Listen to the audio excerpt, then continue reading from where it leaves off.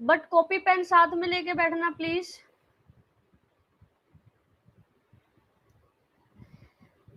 First of all application layer जो होती है, एप्लीकेशन लेयर जो है यूजर लेयर भी हम इसको बोल सकते हैं कि यूजर से इंटरेक्शन करने के लिए अगर कोई लेयर बनती है तो वो एप्लीकेशन लेयर है। एप्लीकेशन लेयर पे ही हम यूजर इंटरेक्ट करता है। जो रिमेनिंग लेयर है, रिमेनिंग 6 लेयर है, उससे यूजर इंटरेक्ट नहीं करता है। इस पे जो हमारा UGC net point of view से जो इम्पोर्टेंट है, वो इम्पोर्टेंट क्या है कि application layer protocol. Application layer पे कौन कौन से प्रोटोकॉल यूज किए जाते हैं, ठीक है।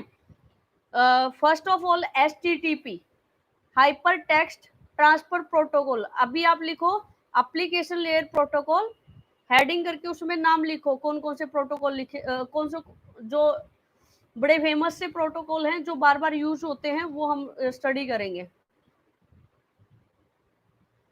HTTP, hyper text transfer protocol.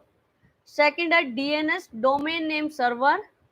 Third है file transfer protocol, FTP। Fourth है टेलनेट। फिफ्थ है DHCP, dynamic host configuration protocol. SMTP, simple mail transfer protocol. Please type, मैंने कौन कौन से प्रोटोकॉल आप लोगों को लिखवाए, please type fast in chat box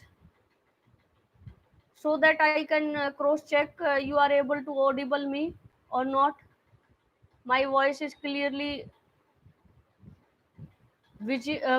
my video and voice is going properly or not.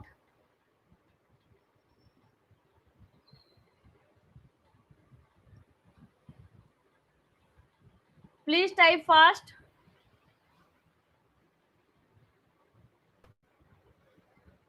YouTube chat, WhatsApp chat नहीं करनी है अभी।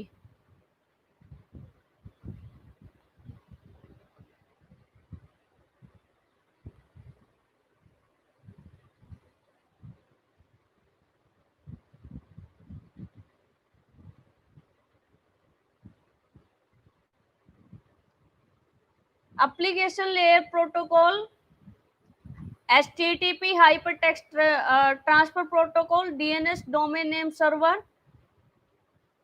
domain name system, FTP, file transfer protocol, Telnet, DHCP,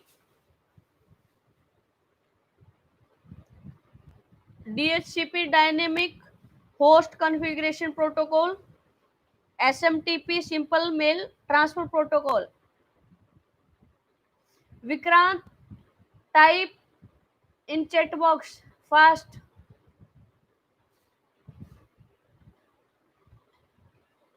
If my voice is going properly, please type fast.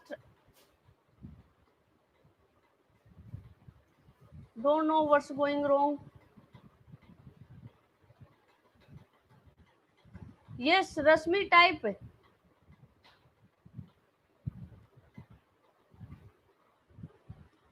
मैंने कौन कौन से protocol आप लोगों को बताए हैं, please type type type type fast type.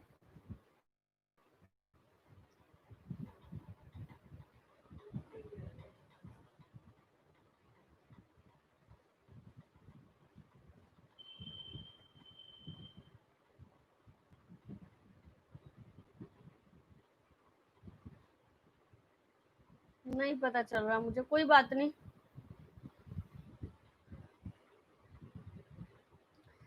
Application layer protocol जो है, प्रोटोकॉल क्यों डिजाइन किया गया, क्या ऐसा यूज पड़ा कि हमें प्रोटोकॉल यूज करना पड़ा, ठीक है। बेसिकली क्या होता है, जो डिफरेंट पीपल है, थिंक डिफरेंट पीपल और team working on the client and server program. Means क्या है कि जो डिफरेंट पीपल हैं, डिफरेंट टीम मेंबर्स हैं, वो वर्किंग करते हैं on the client and server. different programming language, they use different programming language, diverse hardware and operating system. कोई मैक यूज करता है, कोई आपका विंडोज ऑपरेटिंग सिस्टम यूज करता है, कोई आपका लाइनेक्स यूज करता है, and different people think differently, and different people use different language. Be unambiguous.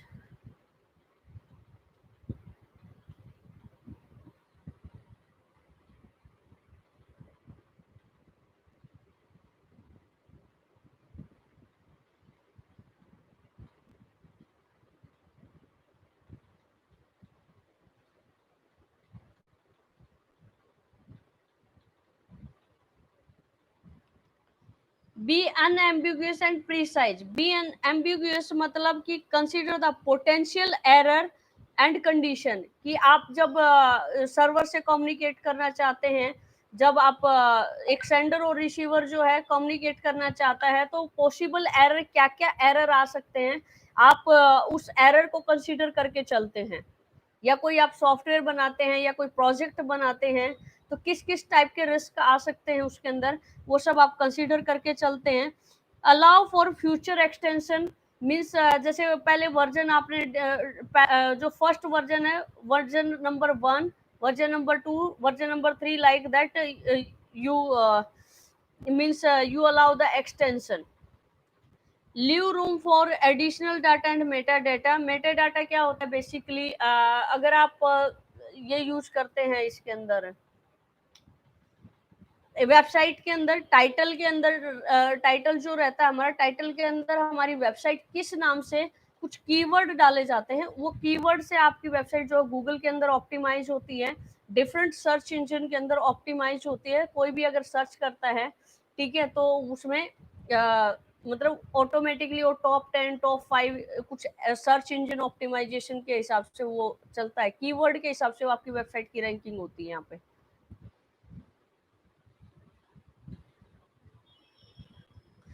Okay, do not replicate service provided by the lower layer protocol. Lower layer protocol means जैसे checksum है, जो आपकी network layer के द्वारा provide किया जाता है, या ट्रांसपोर्ट लेयर के द्वारा प्रोवाइड किया जाता है, या आपका डाटा लिंक लेयर के द्वारा जो सर्विसेज प्रोवाइड की जाती हैं, जो भी सर्विसेज प्रोवाइड की जाती है उसको आप यहाँ पे रेप्लिकेट नहीं कर सकते हैं। ओके, फर्स्ट ऑफ ऑल हमने ओएसआई मॉडल पढ़ा था। ओएसआई मॉडल में हमने डिफरेंट लेयर स्टडी करी थी, ठीक है। ओएसआई मॉडल में डिफरेंट लेयर कौन कौन सी थी? 7 लेयर्स थी। बेसिकली हमें ओएसआई मॉडल की जरूरत क्यों पड़ी? ओएसआई मॉडल की जरूरत इसलिए पड़ी, एक्चुअली कुछ मैंडेटरी टास्क होते हैं कंप्यूटर नेटवर्क के अंदर, अराउंड 70 टास्क ऐसे होते हैं जो आपको इम्प्लीमेंट करने ही होते हैं, मैंडेटरी होते हैं। कुछ ऑप्शनल होते हैं, जैसे मैंडेटरी में आप कह सकते हैं एरर कंट्रोल, फ्लो कंट्रोल।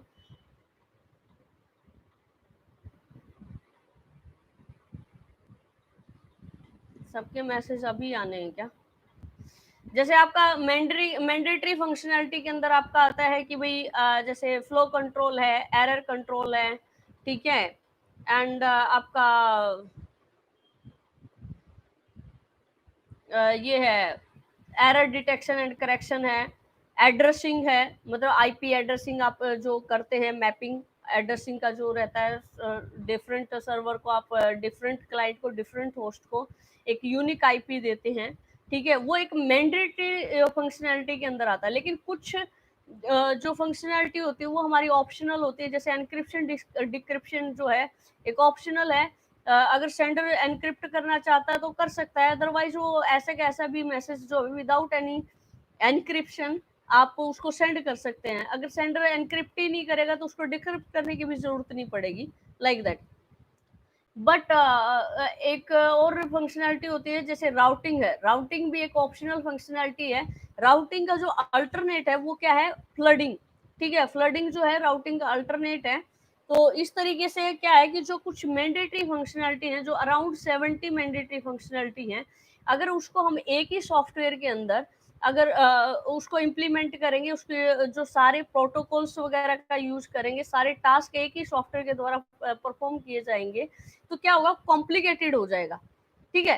अब वो जैसे मैं एक पूरा बोल दूं कि पूरा कंप्लीट टास्क विक्रांत को करना है, या कंप्लीट टास्क रश्मि को कंप्लीट करना है, ठीक है, उसमें मैंने करीब 70 टास्क मैंने असाइन कर दिए, क्या वो अकेली कर पाएगी?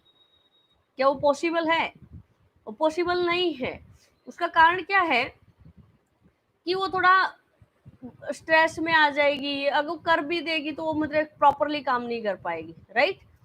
तो अब हमने क्या किया, उस टास्क को डिवाइड कर दिया। जैसे हमारी एल्गोरिथम के अंदर डिवाइड एंड कॉन्कर स्ट्रेटेजी होती है कि आप एक बिग प्रॉब्लम को डिवाइड कर देते हैं into different sub problems, then you solve the sub problem and then you again conquer that.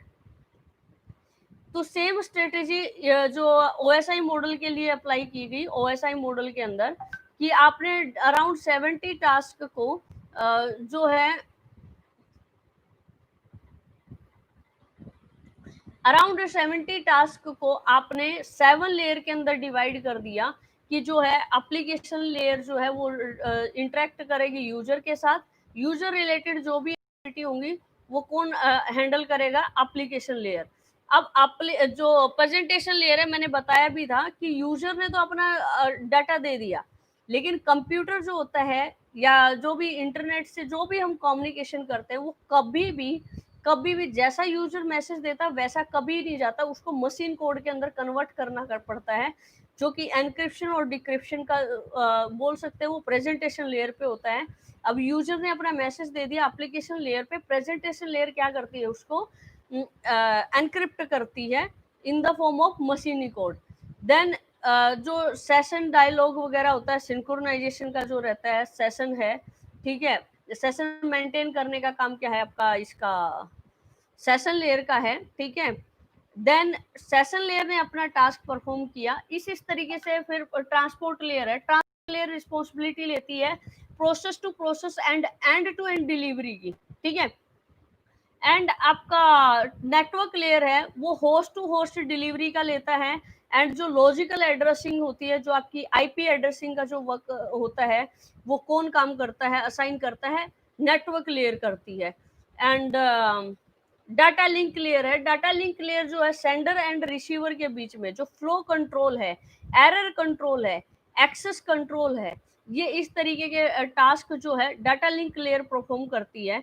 और जो फिजिकल लेयर है, physical layer basically hardware layer भी हम बोल सकते हैं, जो डायरेक्टली हार्डवेयर से डील करती है, जो अपना डाटा बिट की फॉर्म में ट्रांसफर करती है, एक एक बिट करके ट्रांसफर करती है, लेकिन वो इतना स्पीडली ट्रांसफर होता है कि आप लोग उसको आइडेंटिफाई नहीं कर पाएंगे, यूजर आइडेंटिफाई नहीं कर पाता है उसको।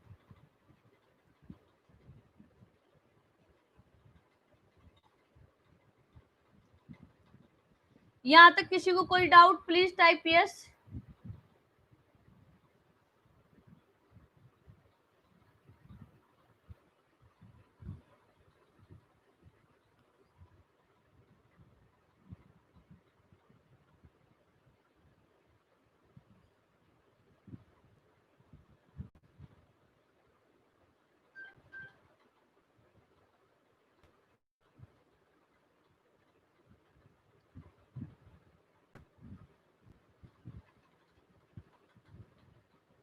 विक्रांत कोई डाउट?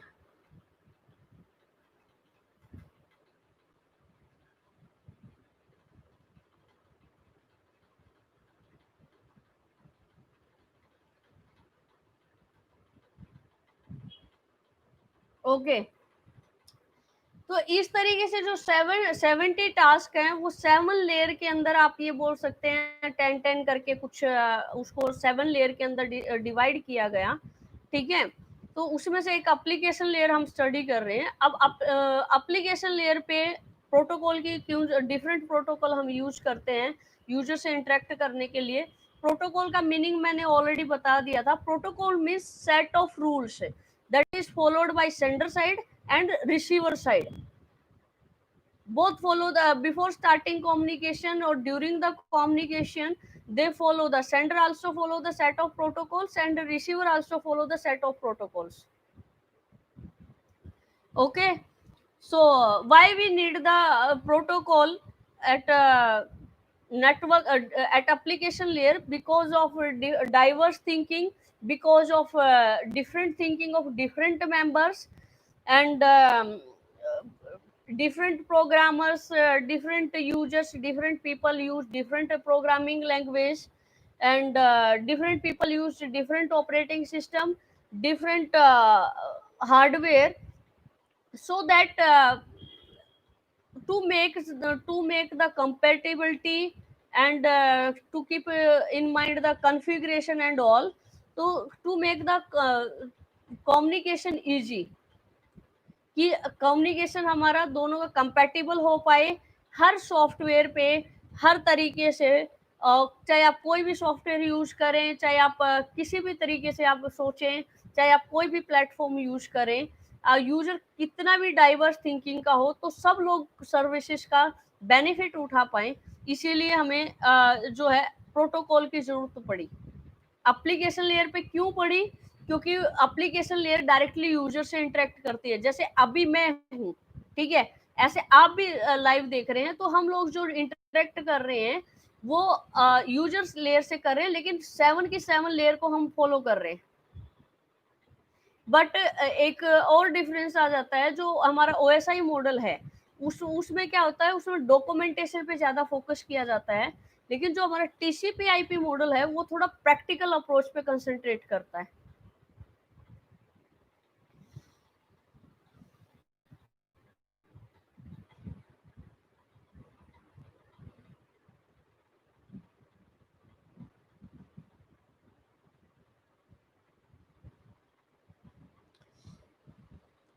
एप्लीकेशन लेयर में क्या होता है कि मीन्स ये फाइन करता है कि कैसे प्रोसेसेस जो है कम्युनिकेट करेंगे, टू प्रोसेसेस, जैसे क्लाइंट है एंड सर्वर है।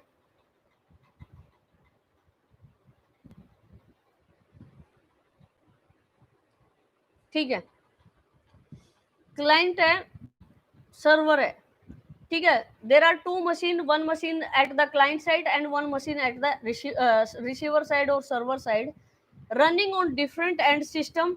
एक सेंडर साइड पे है, एक क्लाइंट साइड एक क्लाइंट साइड पे है और एक रिसीवर साइड पे है। Pass message to each other, means client server से कम्युनिकेशन करता है, ठीक है। क्लाइंट जो है वो सर्वर से कम्युनिकेशन करता है, तो वो एक दूसरे को मैसेज सेंड करते हैं। जैसे मैंने आपको बताया था, जो सर्किट स्विचिंग है उसमें पहले क्या होता है, कनेक्शन इस्टेब्लिशमेंट के लिए रिक्वेस्ट सेंड की जाती है। देन आप वो कनेक्शन, जो हमारा चैनल होता है, मीडियम जो होता है, उसको आप यूज करते हैं। Then after using, then you release the channel, means आप फ्री कर देते हैं चैनल को, ठीक है। In particular application in particular an application layer protocol define all type of message, जैसे रिक्वेस्ट मैसेज है, रिस्पॉन्स मैसेज है, इस तरीके का मैसेज आप डिफाइन कर सकते हैं। एंड आप मैसेज का प्रॉपर एक सिंटेक्स डिफाइन करते हैं। जैसे एक आपको एक प्रोफेशनल मेल भेजनी है, कोई पर्सनल मेल भेजनी है, आप एक प्रोफेशनल मैसेज भेज रहे हैं या कोई पर्सनल मैसेज भेज रहे हैं, फॉर्मल इनफॉर्मल, लाइक दैट, कि प्रॉपर एक सिंटेक्स होता है हर चीज का, ठीक है। एंड इसमें जैसे आपको सोर्स डेस्टिनेशन वगैरह डिफाइन करना पड़ता है। इसमें और कुछ होता है कि भाई सिमेंटिक फील्ड्स जो होते हैं, कि जैसे आपका प्रेजेंटेशन लेयर है, वो सिमेंटिक की जो रहता है कि कीवर्ड वगैरह, जो मीनिंग वगैरह है, वो प्रॉपर मैसेज का प्रॉपर मीनिंग निकल रहा है, नहीं निकल रहा है क्या नहीं है, वो प्रेजेंटेशन लेयर डील करता है। तो वो एक सिमेंटिक्स पहले से ही डिसाइड होता है कि भाई मीनिंग वगैरह ठीक होना चाहिए।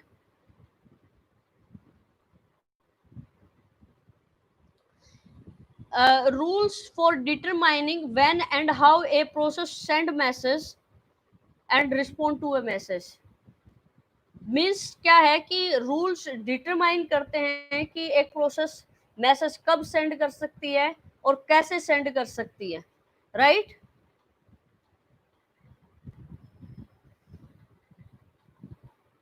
अब मैंने जैसे आपको बताया था कि एप्लीकेशन लेयर पर डिफरेंट प्रोटोकॉल हम यूज करते हैं। जैसे HTTP है, one of the famous protocol है। जब भी आप कोई भी वेबसाइट खोलेंगे, उसके आगे लिखा हुआ आता है https://www.google.com, ठीक है। कोई भी आप डोमेन खोलेंगे, उसको ध्यान से देखना, URL को, उसके आगे HTTPS लिखा होता है। That is called hyper text transfer protocol. ये पेपर 1 के अंदर फुल फॉर्म पूछ ली जाती है। DNS, domain name system, FTP file transfer protocol, telnet, DHCP dynamic host configuration protocol, SMTP simple mail transfer protocol.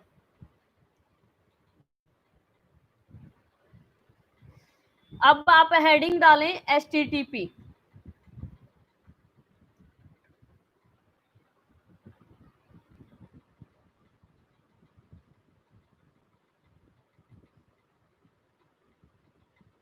Please अगर यहां तक क्लियर है तो please type yes.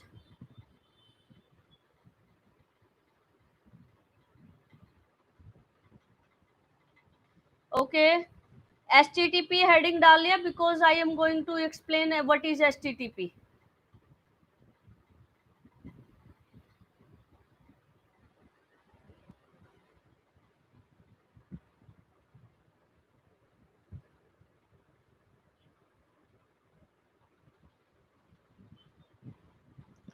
Okay, hypertext transfer protocol is used to transfer file that make up the web pages of the world wide web।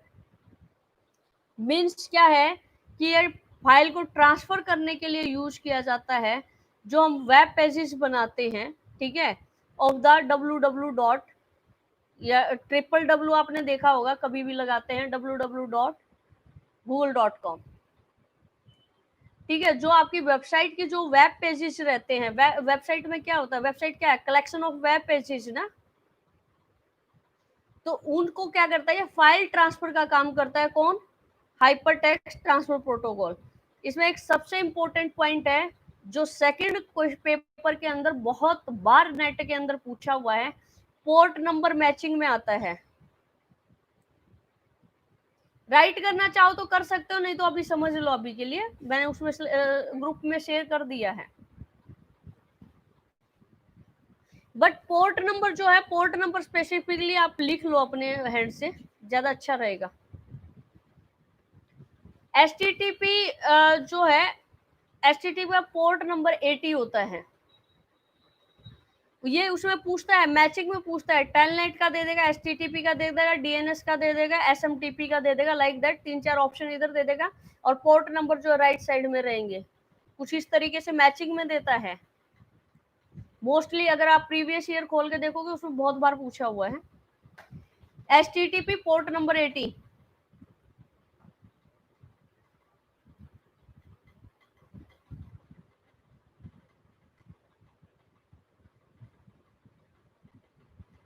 Basically HTTP को जो originally develop किया गया था, वो जो हमारे HTML पेजेस हैं उनको पब्लिश और रिट्रीव करने के लिए यूज किया गया था। और इसको HTTP को हम जो है हमारा डिस्ट्रीब्यूटिव कोलाबरेटिव इंफॉर्मेशन सिस्टम के लिए हम इसको यूज करते हैं। और क्या था इसमें, HTTP जो है यूज किया जाता है across the world wide web for data transfer and one of the most use of application protocol. Application layer का सबसे ज्यादा यूज होने वाला प्रोटोकॉल है। वर्ल्ड वाइड वेब आपका मतलब थ्रू आउट द वर्ल्ड ये क्या करता है, डाटा ट्रांसफर करने के लिए यूज किया जाता है। अब इसमें क्या होता है, HTTP के अंदर request and response protocol define किए जाते हैं कि कैसे आप रिक्वेस्ट करनी है, कैसे रिस्पॉन्स करना है, उस तरीके से। जब when a client, typically a web browser, send a request message to a server, the HTTP protocol define the message type the client use to request the web pages, and the message type of the server is used to respond। Means जैसे आप browser पे कुछ भी आप type करेंगे, means क्या आप request कर रहे हैं, आगे से जो सर्वर साइड से क्या होता है, रिस्पॉन्स आता है। मीन्स जो रिक्वेस्ट होती है वो क्लाइंट साइड पे होती है आपकी, और जो रिस्पॉन्स किया जाता है वो सर्वर की साइड से रिस्पॉन्ड होता है। जैसे आप google.com खोलेंगे, ठीक है, जैसे आपने google.com खोला means you are making the request for opening the google.com, ठीक है। तो अब आगे से क्या होता है, कई बार आपने देखा भी होगा 404 करके एक एरर आ जाता है, 404 408 करके, page not found like that, ठीक है। वो एक सर्वर का जो सर्वर साइड से रिस्पॉन्स मिला कि जो आप सेंड जो पेजेस आपको चाहिए, जो आपको सर्च कर रहे हैं, वो पेज नहीं मिला है। वो मतलब जो उनका बैकएंड रहता है, डेटाबेस रहता है सर्वर पे, वो पेज अवेलेबल ही नहीं है, एग्जिस्ट ही नहीं करता है।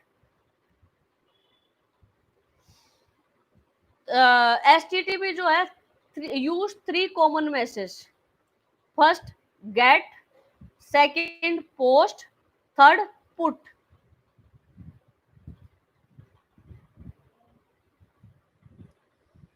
नेक्स्ट हमारा DNS, next DNS domain name system. इसमें पेपर 1 में कई बार इसकी फुल फॉर्म पूछी गई है, यूआरएल की भी पूछी गई है, ठीक है। जैसे https www.google.com, ये क्या है कि यूआरएल है, लेकिन www.google.com क्या है, एक डोमेन नेम है, .com है। जैसे .com है कमर्शियल पर्पज के लिए, .in है, .org है, edu है, इस तरीके के आपने डोमेन नेम देखे होंगे डिफरेंट। मीन्स इसमें क्या होता है कि एक होस्ट नेम होता है। होस्ट नेम में क्या होता है, बेसिकली जिसने आईपी एड्रेसिंग वाला चैप्टर अगर पढ़ा होगा तो उसमें क्या होता है, IP address are the great for computers. हम एक यूनिक आईपी एड्रेस वो करते हैं बेसिकली, जैसे google.com है, google.com का भी एक अपना यूनिक आईपी होता है, लेकिन उसको याद रखना यूजर के लिए बहुत मुश्किल काम हो जाता है।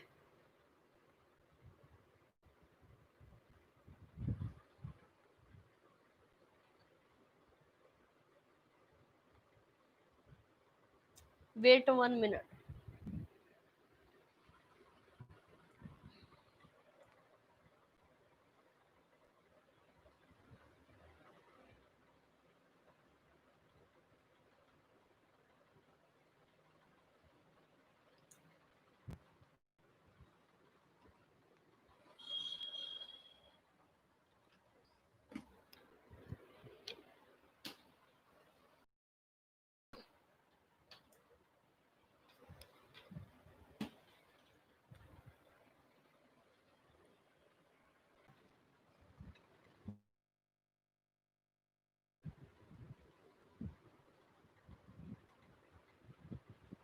अब ठीक है,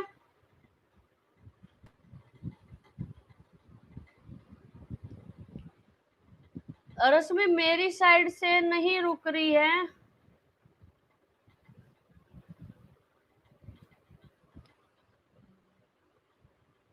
आपका हो गया, हो गया, हो गया। अभी भी रुक रही है क्या, प्लीज चेक करना।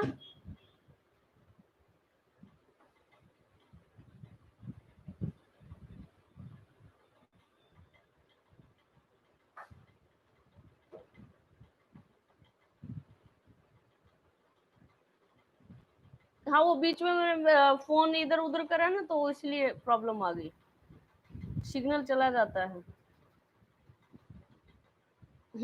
हम क्या डिस्कस कर रहे थे, जो डीएनएस है, डीएनएस के अंदर एक होस्ट नेम पार्ट आता है। होस्ट नेम में क्या होता है, जो हमारा आईपी एड्रेस है, आईपी एड्रेस जो रहता है वो एक यूनिक रहता है। जैसे google.com में उसका एक आईपी एड्रेस रहता है, वो आईपी एड्रेस जो न्यूमेरिक वैल्यू रहती है, और इसमें 4 ऑक्टेट रहते हैं, ठीक है। लेकिन इसमें प्रॉब्लम क्या आती है कि यूजर जो है न्यूमेरिक वैल्यू रिमेम्बर नहीं करता है, रिमेम्बरिंग में बहुत प्रॉब्लम आता है। तो फॉर दैट पर्पज उन्होंने एक नेम डिसाइड किया कि हम इसको आईपी की बजाय, आईपी तो देते ही देते हैं, बैकग्राउंड में आईपी ही काम करता है, लेकिन जो यूजर है, यूजर को डोमेन नेम सिस्टम मिलता है, डीएनएस मिलता है, ठीक है। जैसे हमें रह जाता है, अभी मुझे याद रह गया google.com, ऐसे पता नहीं कितनी वेबसाइट करीब अराउंड 50 वेबसाइट मुझे याद होंगी, लेकिन क्या 50 आईपी एड्रेस में याद कर पाऊंगी? Is it possible to remember? Rasmi,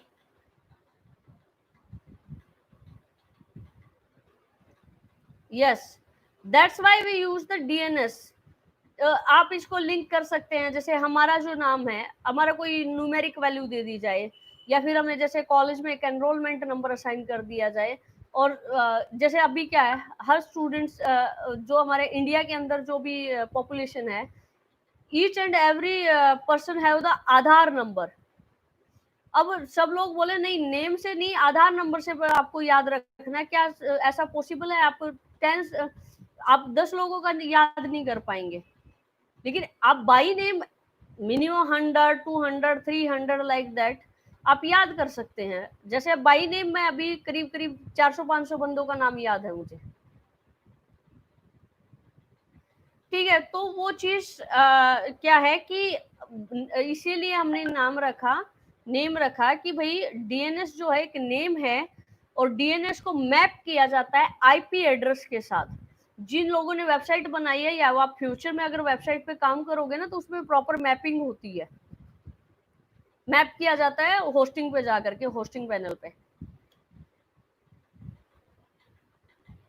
IP address के अंदर क्या होता है, राउटिंग की इंफॉर्मेशन इंक्लूड होती है।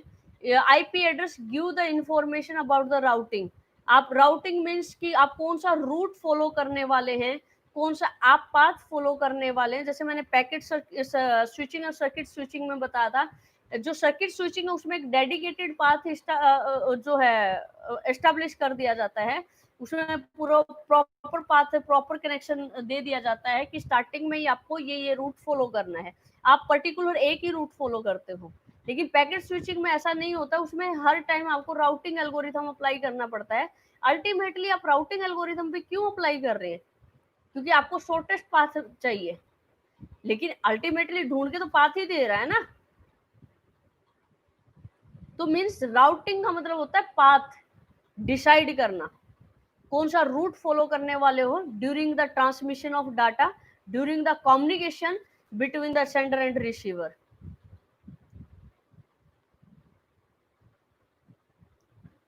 Okay, one more thing, IP address are impossible to guess. आप गेस नहीं कर सकते इसका क्या आईपी एड्रेस होगा।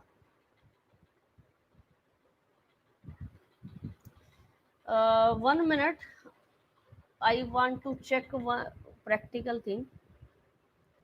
Is there a possible command?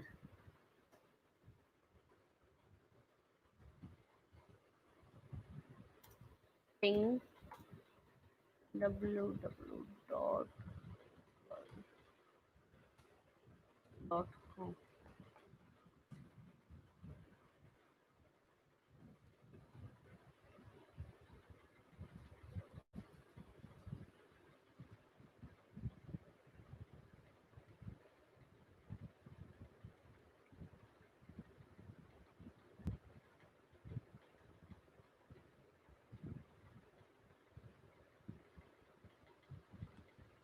आप अपना जो लैपटॉप है, लैपटॉप में टाइप करना CMD, एंटर करना, कमांड प्रॉम्प्ट आपके सामने होगा, उसमें पिंग कमांड टाइप करना। ठीक है, पिंग के आगे थोड़ा स्पेस देके www.google.com या whatever your favourite website, that is it can be Facebook, it can be WhatsApp, it can be Instagram, whatever you use, and whatever you want to search. Please type ping command in command prompt, then give space PING, then give space, then type DNS name.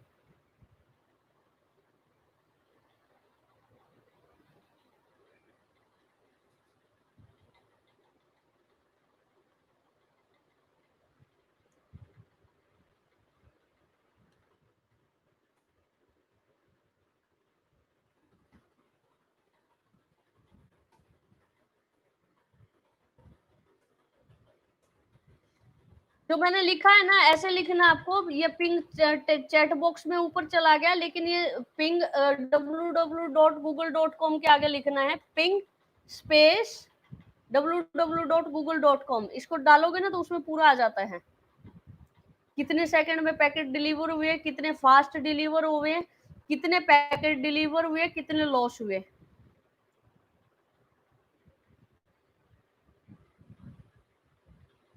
Okay, next हमारा आता है domain name system. Domain name system में क्या होता है आपका,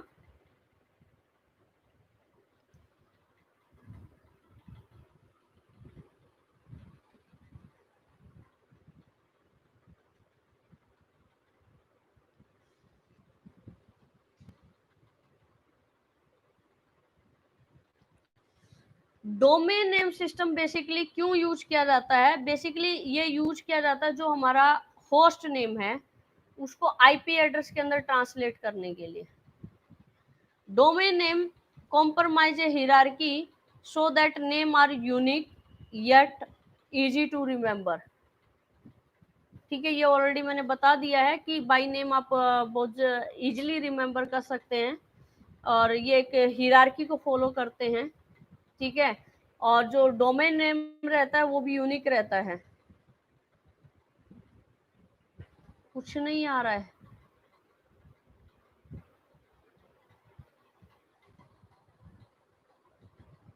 wait 1 minute, wait 1 minute. CMD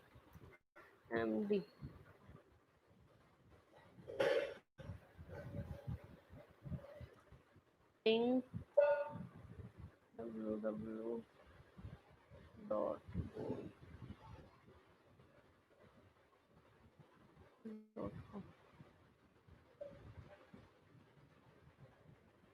ping request could not find,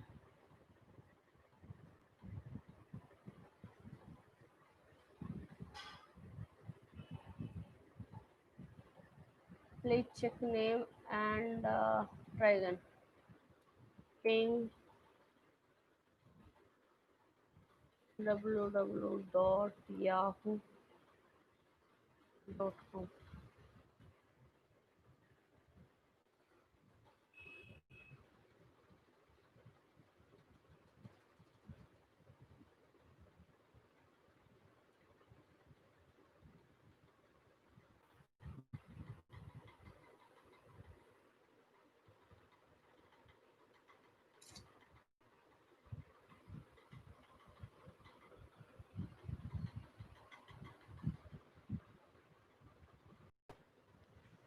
Vikrant, इस तरीके का कुछ नहीं दिख रहा आपको?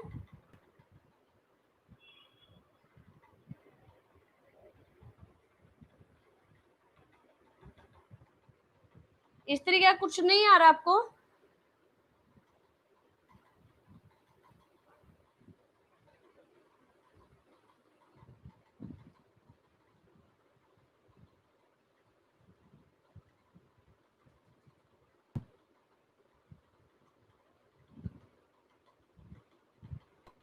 Okay, after session please call me video call on WhatsApp, then I will tell you how you type. I don't know what mistake you are doing.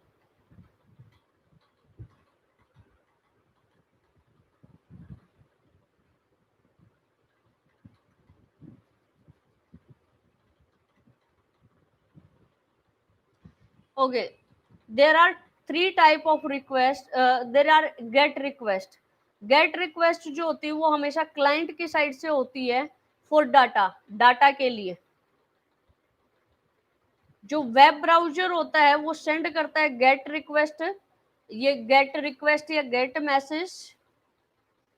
Message to request page from a web server. Means जो web browser होता है वो web server को एक message send करता है, यानी कि एक रिक्वेस्ट करता है डाटा एक्सेस के लिए। पोस्ट एंड पुट जो होते हैं वो यूज किए जाते हैं मैसेज को सेंड करने के लिए, that upload data to the web server. HTTP protocol use get request.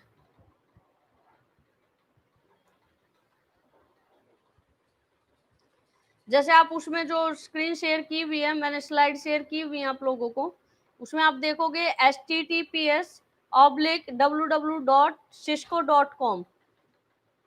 ये क्या है, एक URL है। ठीक है, अब HTTP रिक्वेस्ट जाती है सर्वर टू क्लाइंट, उसमें एक इमेज दी हुई है। आप जो सर्वर टू क्लाइंट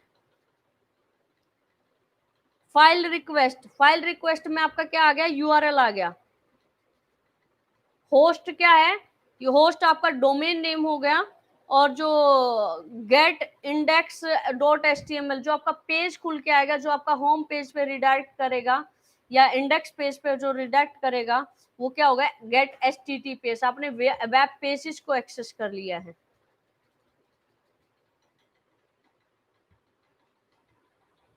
आप डिफरेंट तरीके के डोमेन नेम सर्वर यूज कर सकते हैं, सॉरी डोमेन नेम यूज कर सकते हैं, जैसे www.marwadi-university.edu.com.in, ठीक है।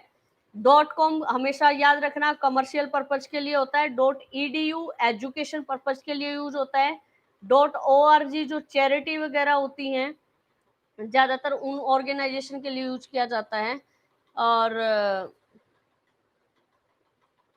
जैसे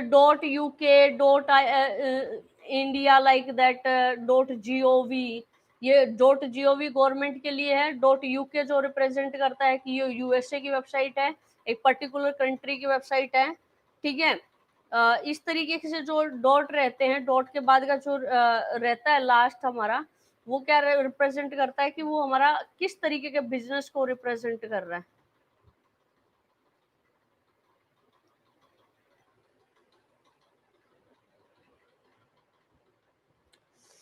जो टॉप लेवल डोमेन होते हैं उसमें edu.gov, com, com, net, org, etc. Country each have a top level domain and new top जो अभी करंटली ट्रेंड में जो चल रहे हैं, .biz है, .coop है, .info है, .name है, .pro है, like that.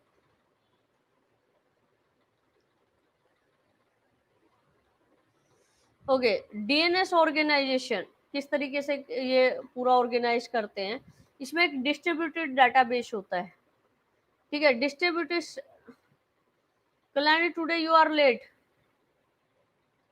And you are missing starting lecture.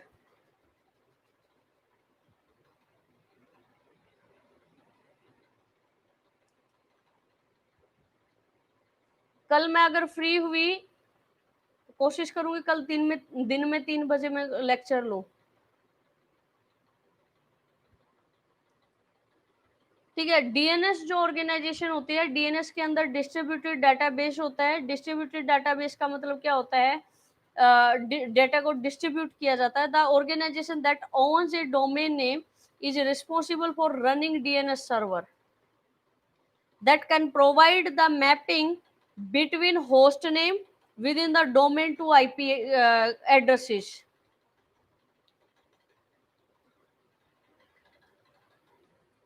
इतना इम्पोर्टेंट नहीं है।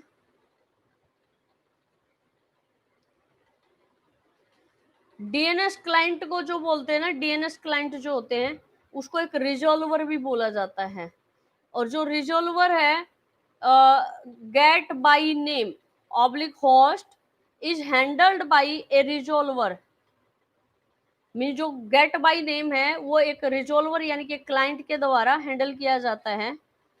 एंड व्हाट इज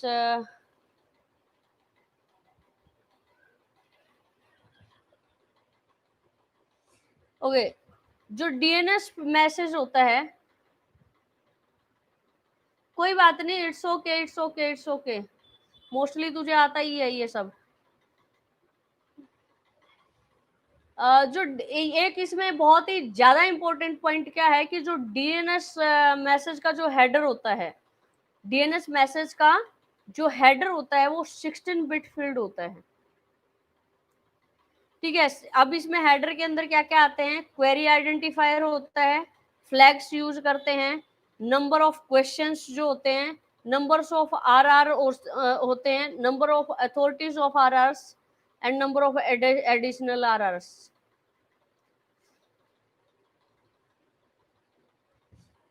ओके, जो डीएनएस सर्वर होता है, एक डीएनएस, मैंने क्या बोला था, एक डीएनएस क्लाइंट होता है और एक डीएनएस सर्वर होता है।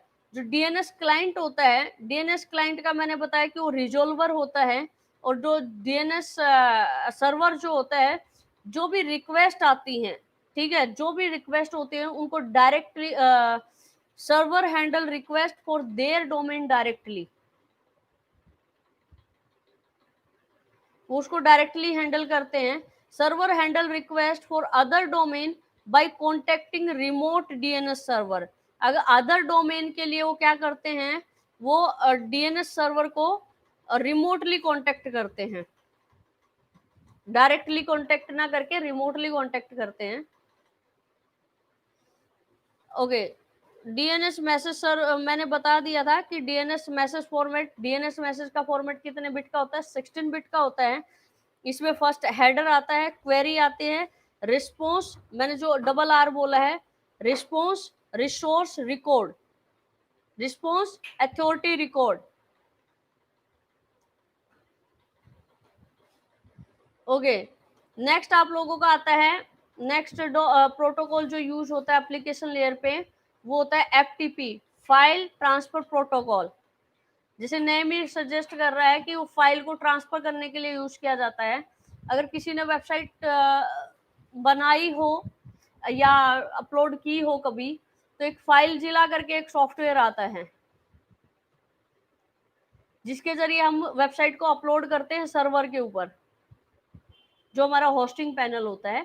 तो वहां पे हमें एफटीपी का प्रॉपर पोर्ट नेम वगैरह देना पड़ता है हमें, ठीक है। एफटीपी क्या है, फाइल ट्रांसफर प्रोटोकॉल। यहां तक किसी को कोई doubt?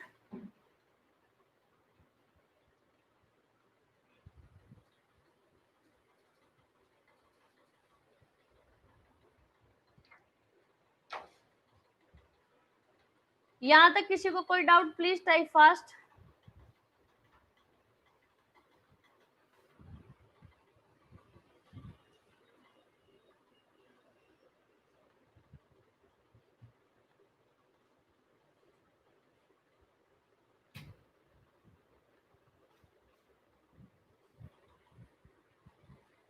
Vikrant,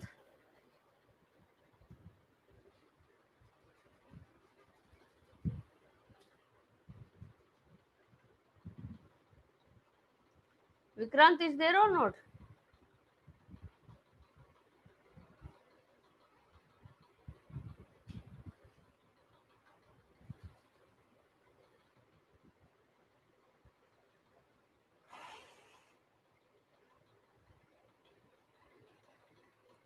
okay, it's okay. FTP, file transfer protocol. File transfer protocol means remote promote sharing of file, encourage direct indirect use of remote computers. समझ आया कि जो रिमोटली आप कंप्यूटर्स को यूज करें, उसको कौन प्रमोट करता है? FTP, file transfer protocol.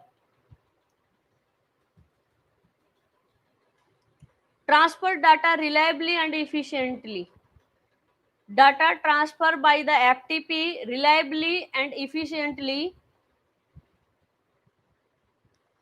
FTP, although usable directly by the user at a terminal, it designed mainly for use by programs.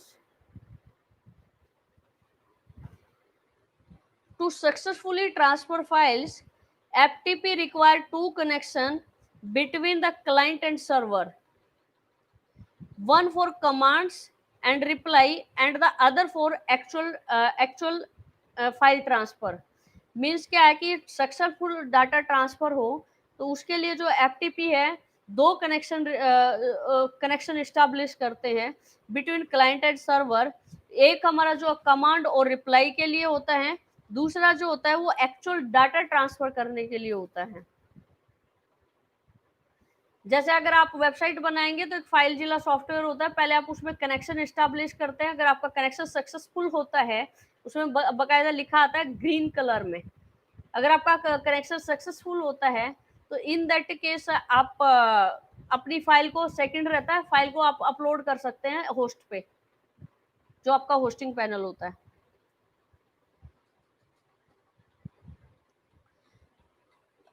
इसमें जो होता है the client establish the first connection, इसमें 2 कनेक्शन मैंने बताए।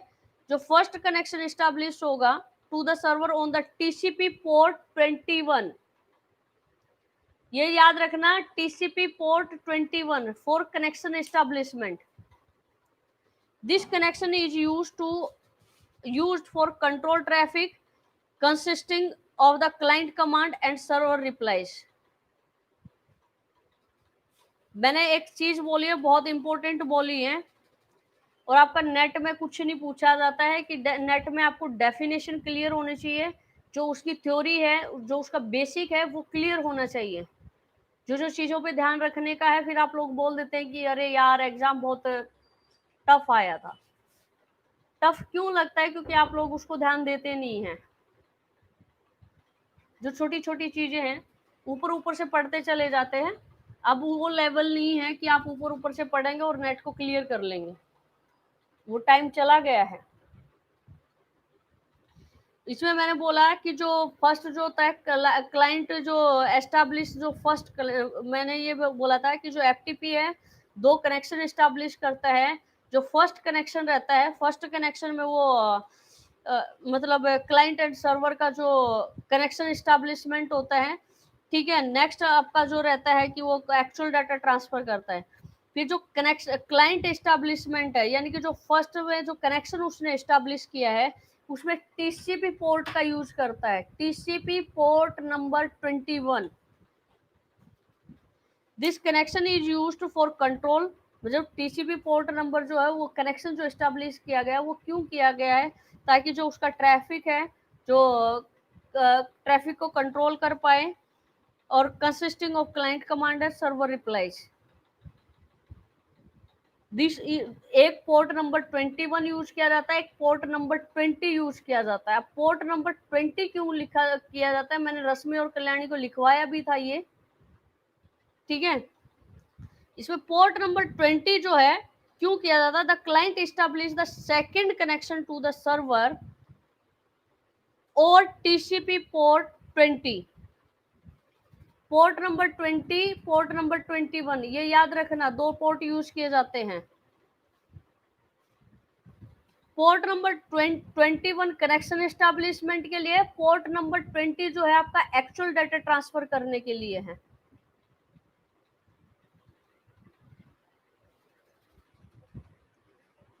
पोर्ट नंबर 20 फाइल ट्रांसफर के लिए है, जो आप एक्चुअल डाटा ट्रांसफर करते हैं, और पोर्ट नंबर 20 की हेल्प से आप अपना एक्चुअल डाटा अपलोड करते हैं, ठीक है। यहाँ तक कोई डाउट नहीं समझ आया हो, क्लियर ना हो तो प्लीज बता देना, क्योंकि यहाँ से एक क्वेश्चन आएगा ही आएगा।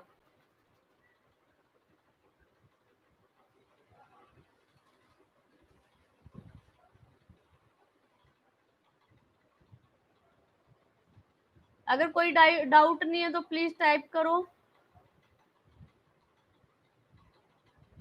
लास्ट पॉइंट में वीडियो रुक गई थी, अगेन रिपीट कर दो। ओके, मैंने ये बताया है कि जो हमारा एफटीपी है, फाइल ट्रांसफर प्रोटोकॉल, वो 2 पोर्ट का यूज करता है।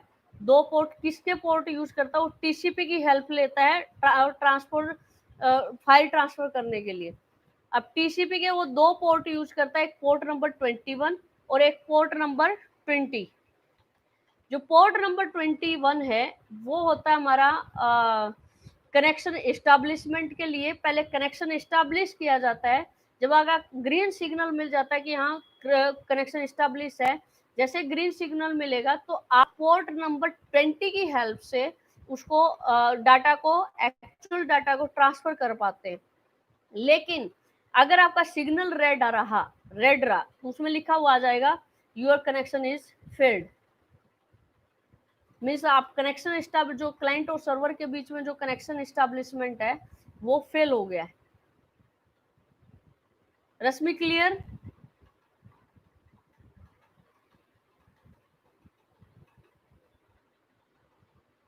Rashmi clear? Okay,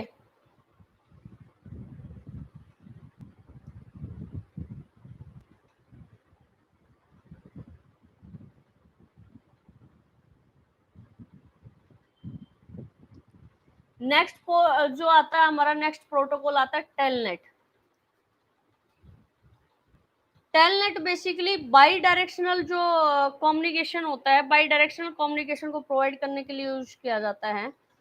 8 byte orientation communication facility, 8 byte orientation communication facility provided by the telnet. Telnet is a program that support the telnet protocol over TCP, over TCP. ये important point है कि भी जो telnet है वो किसके ऊपर सपोर्ट करता है, टीसीपी की ओवर, मींस टीसीपी की हेल्प लेता है वो कम्युनिकेशन के लिए। Many application protocol are built upon the telnet protocol.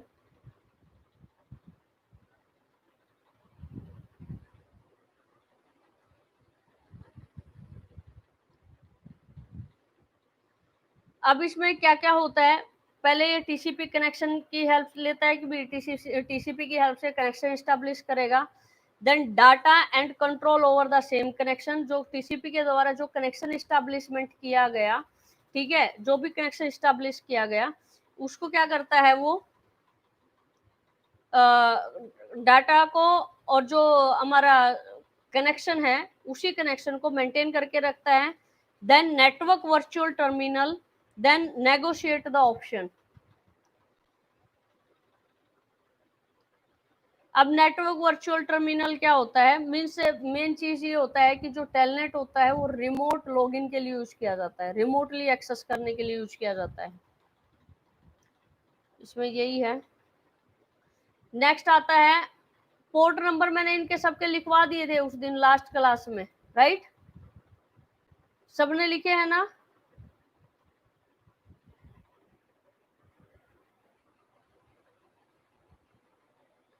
Okay, वो पोर्ट नंबर नहीं भूलना, चाहे कुछ अपना नाम भूल जाना लेकिन पोर्ट नंबर नहीं भूलना है। डीएचसीपी, डीएचसीपी क्या होता है? DHCP enable client on a network to obtain IP addresses to the and other information from a DHCP server.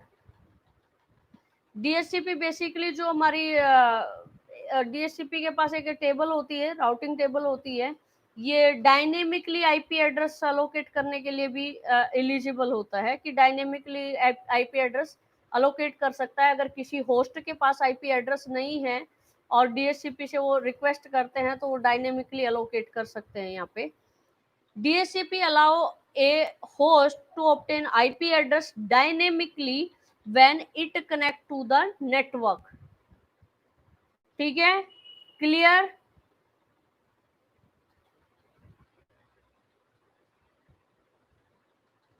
DHCP server is connected by sending a request and IP address is requested. कि पहले जो है आप DHCP server से connect होते हैं, फिर IP address की रिक्वेस्ट कर सकते हैं। ओके, DHCP जो होता है ना, DHCP मैंने स्टार्टिंग में बता दिया था, ये एप्लीकेशन लेयर प्रोटोकॉल डिस्कस कर रहे हैं हम सभी के सभी, ठीक है। इसमें क्या होता है, ये आईपी एड्रेस ऑब्टेन करने के लिए क्लाइंट जो है आईपी, किसी क्लाइंट के पास अगर आईपी एड्रेस नहीं है तो आईपी एड्रेस लेने के लिए डीएचसीपी सर्वर का यूज किया जाता है। और डीएचसीपी जो होता है, डीएचसीपी के पास ये अथॉरिटी होती है कि किसी भी क्लाइंट को डायनेमिकली वो जो है आईपी एड्रेस अलोकेट कर सकते हैं। जैसे आप होस्ट हैं, ठीक है, आप एक यूजर हैं, अगर आप डीएचसीपी सर्वर से रिक्वेस्ट करेंगे मेरे पास आईपी नहीं है, आई वांट आईपी एड्रेस, तो डीएचसीपी सर्वर रैंडमली आपको डायनेमिकली उठा करके वो दे देते हैं।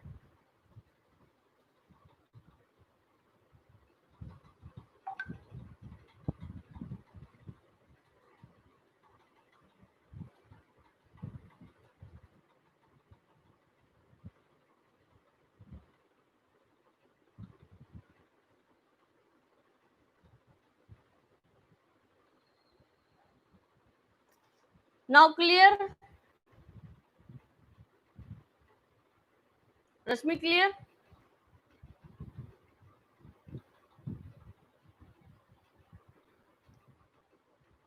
अब डीएचसीपी से आप कैसे कनेक्ट होते हैं, पहले आप रिक्वेस्ट करते हैं, देन आईपी एड्रेस, पहले आप फर्स्ट डीएचसीपी सर्वर से कनेक्ट होंगे, कनेक्ट होने के बाद आप उसे रिक्वेस्ट करते हैं,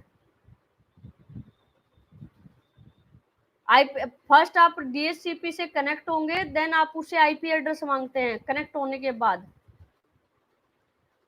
DHCP server choose an address from A configured range, means वो पूरी राउटिंग टेबल जो है वो पूरी डीएचसीपी सर्वर के पास एक टेबल होती है, उसमें वो पूरा वो मेंटेन करके रखते हैं इंफॉर्मेशन। ठीक है, DHCP server choose an address from A configured range, address is called a pool, मतलब पूल से वो कोई भी आईपी एड्रेस उठाएंगे और वो अलोकेट कर देते हैं जो फ्री होगा। ऐसा नहीं है कि एक आईपी एड्रेस में 2 मशीन को या 2 होस्ट को असाइन कर सकती हूँ, never possible. IP address unique globally, always remember this, and MAC address also unique globally. IP address is the logical address and MAC address is the physical address.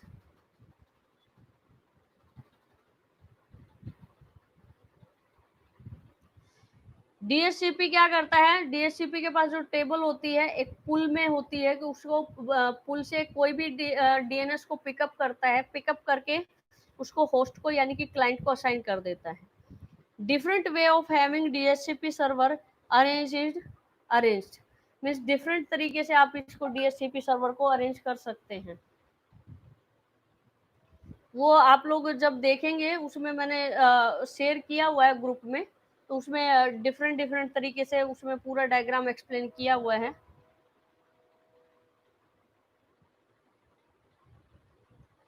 अब next protocol आता है जो बहुत ही popular है और जो बहुत ज्यादा यूज में आता है, एसएमटीपी।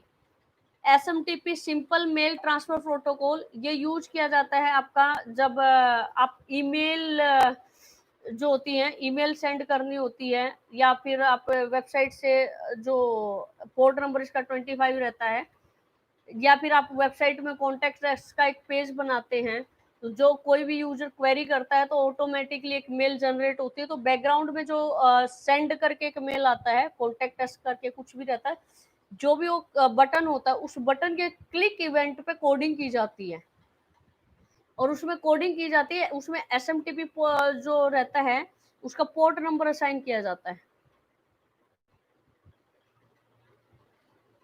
और इस बार का जो नेट क्लियर करना है या नेक्स्ट का भी जो भी क्लियर करना है, अब आने वाले एग्जाम थोड़ा प्रैक्टिकल नॉलेज बेस आने वाले हैं, थोड़ा सा प्रैक्टिकल होकर के आप लोगों को सोचना पड़ेगा।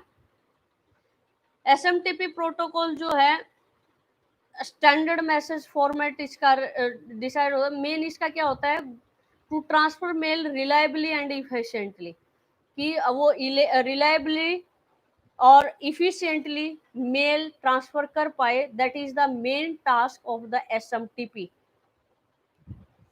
दूसरा एक और प्रोटोकॉल यूज किया जाता है POP3, जिसको हम पोस्ट ऑफिस का भी नाम दे देते हैं। ठीक है, पोस्टमैन की तरह काम करता है POP3, वो भी मेल ट्रांसफर के लिए ही यूज किया जाता है।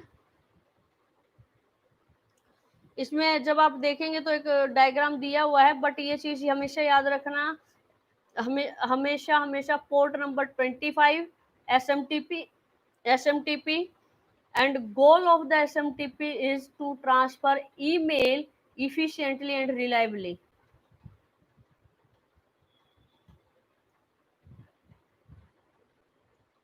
अब इसमें 2 मेन कंपोनेंट होते हैं एसएमटीपी के अंदर, एक यूजर एजेंट होता है, एक मेल ट्रांसफर एजेंट होता है। ठीक है, जो यूजर एजेंट होता है वो क्या करता है, prepare the message, enclose it in an envelope. ठीक है, तो मीन्स वो उसका प्रॉपर फॉर्मेटिंग वगैरह करता है, प्रॉपर जैसे आप ईमेल डालते हैं, ठीक है, एक प्रोफेशनल मेल डाल रहे हैं, उसमें प्रॉपर लिखते हैं आप डियर सर, सब्जेक्ट लिखते हैं dear sir, then your content, then regard, thank you, regard, like that, means एक प्रॉपर आप फॉर्मेटिंग करते हैं। ठीक है, तो वो वही बोल रहा है कि जो यूजर एजेंट है वो मैसेज प्रिपेयर करता है और उसको एनक्लोज करता है एक एनवलप के अंदर। देन मेल ट्रांसफर एजेंट क्या करता है transfer the mail across the internet. एक मेल आईडी से, जीमेल की मेल आईडी है तो दूसरी जीमेल आईडी पे आपको सेंड करना है, तो वो कैसे ट्रांसफर होगी? एसएमटीपी की हेल्प से ट्रांसफर होगी, और उसमें मेल ट्रांसफर एजेंट उसको ट्रांसफर करेगा। आपने जो मेल राइट करी है वो किसका काम है? यूजर एजेंट का काम है। दो तरीके के एजेंट होते हैं ना इसमें, एक मेल यूजर एजेंट और दूसरा क्या है? Mail transfer agent. User agent आपका मैसेज प्रिपेयर कर रहा है और मेल ट्रांसफर एजेंट क्या कर रहा है? उसको ट्रांसफर कर रहा है ओवर द इंटरनेट। आप इसको पोस्टल सिस्टम भी बोल सकते हैं इन लेमन लैंग्वेज।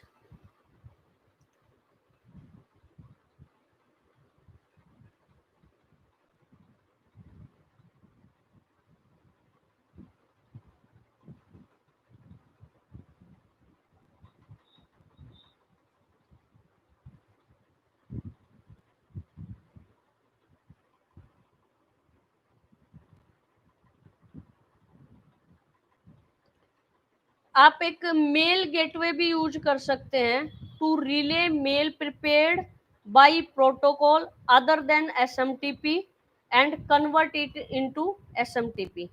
मींस एक मेल गेटवे का भी यूज कर सकते हैं यहाँ पे। अब इसमें लिमिटेशन क्या थी? लिमिटेशन क्या थी कि एसएमटीपी की no authentication is there, message are sent unencrypted. Means इसमें अनएनक्रिप्टेड मैसेज भी सेंड किए जा सकते हैं। एंड यहाँ पे मिसयूज होने के चांसेस रहते हैं, जैसे स्पैम, आपने देखा हो आपका स्पैम बॉक्स में बहुत सारी मैसेज आ जाते हैं, ईमेल आ जाती हैं, ठीक है। और आजकल जो है देखोगे चाइनीज लोग है ना, बहुत अजीबो गरीब ईमेल सेंड कर रहे हैं, ठीक है। ऐसे लिख के भेजेंगे जैसे हाय, आप सोचेंगे आपके फ्रेंड ने भेजा है, जैसे आप क्लिक करोगे आपकी मेल का पूरा डाटा चला जाएगा उनके पास। अगर आपने फोन में मेल खोली हुई है तो पूरी मेल, आपका पूरा फोन का डाटा चला जाता है। तो हाय लिखा मिलेगा आपको, कोई वहाँ पे मतलब कोई ऑफर दिया रहेगा कि आपकी लॉटरी लग गई है, इस तरीका, ये जो इस तरीके की जो मेल आती है वो फ्रॉड मेल होती हैं। जैसे आप उस पर क्लिक करते हैं, अगर आपका मोबाइल में खुला है तो पूरा डाटा चला जाता है, पूरा पासवर्ड वासवर्ड सब चला जाता है, वो हैकर लोग करते हैं।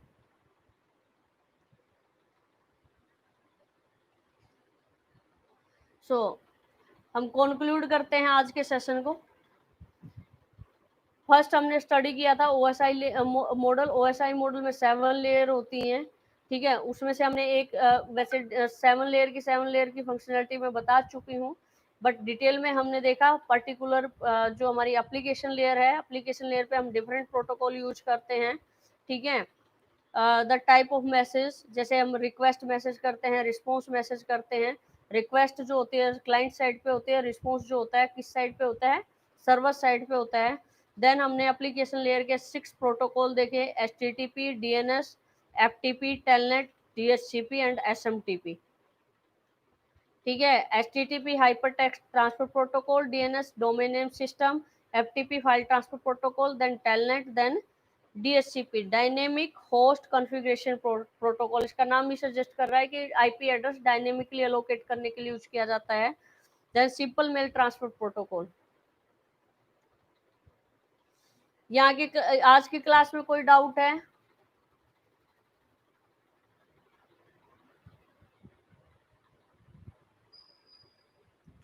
आज की क्लास में कोई डाउट है प्लीज? रश्मि कल्याणी।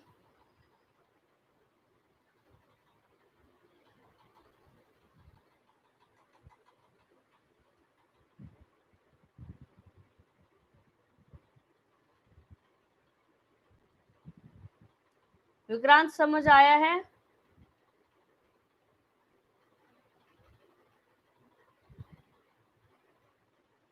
कल का हम 3 बजे का रखते हैं, ठीक है। प्लीज इनके बेसिस पे आप नेट के प्रीवियस ईयर क्वेश्चन सोल्व करने की कोशिश करना।